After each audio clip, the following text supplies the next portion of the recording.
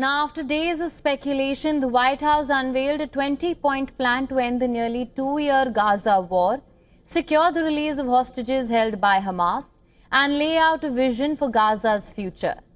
U.S. President Donald Trump and Israeli Prime Minister Benjamin Netanyahu announced a detailed peace plan for Gaza, urging Hamas to accept the terms. The deal calls for an immediate ceasefire, Hamas's disarmament, and also gradual Israeli withdrawal. It introduces a new international body to govern Gaza temporarily, barring Hamas from any political role. The framework also allows a future Palestinian statehood. Trump described the proposal as a historic day for peace, while Netanyahu backed the plan, saying it meets Israel's war goals. I also want to thank Prime Minister Netanyahu for agreeing to the plan and for trusting that if we work together, we can bring an end to the death and destruction that we've seen for so many years, decades, even centuries, and begin a new chapter of security, peace, and prosperity for the entire region. Support your plan to end the war in Gaza, which achieves our war aims. It will bring back to Israel all our hostages, dismantle Hamas's military capabilities, end its political rule, and ensure that Gaza never again poses a threat to Israel. Now, according to this proposal, Hamas is expected to release all hostages, living and deceased, within 72 hours of acceptance. In return, Israel would release hundreds of Palestinian prisoners, including women and children, detained after the 7th of October 2023. Hamas members who commit to peaceful coexistence and disarmament will receive amnesty or safe passage out of Gaza.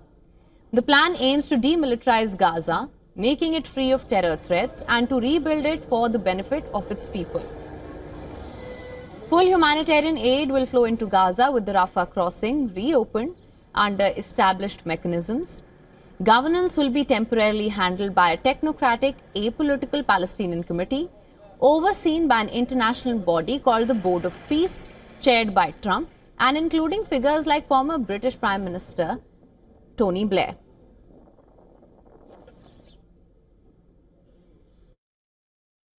That's what I want is some extra work to do, but it's so important that I'm willing to do it. And we'll do it right, and we'll have a board, and one of the people that wants to be on the board is the UK former Prime Minister, Tony Blair. Good man.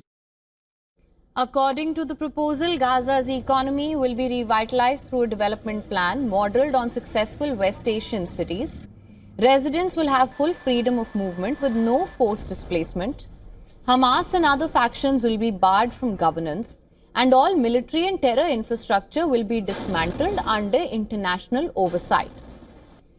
Hamas has not yet responded to the proposal, stating it has not received the plan, leaving uncertainty around the fate of the 20-point proposal.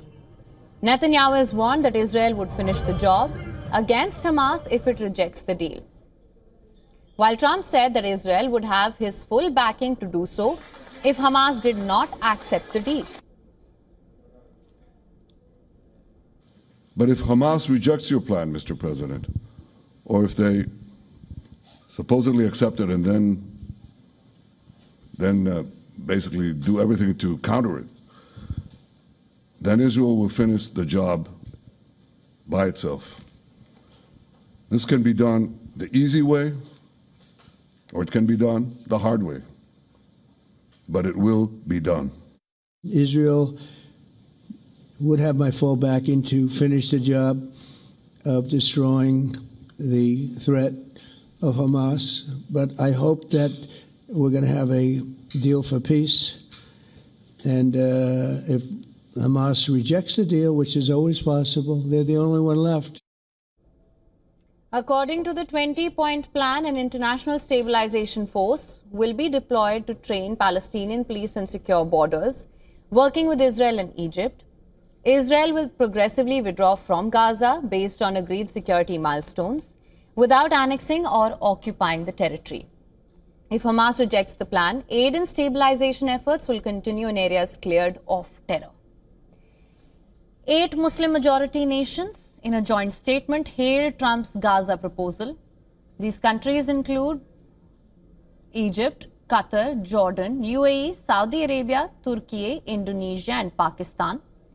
The Palestinian Authority, which is based in the West Bank but would be set for a role in the post-war Gaza government, also welcomed the sincere and determined efforts.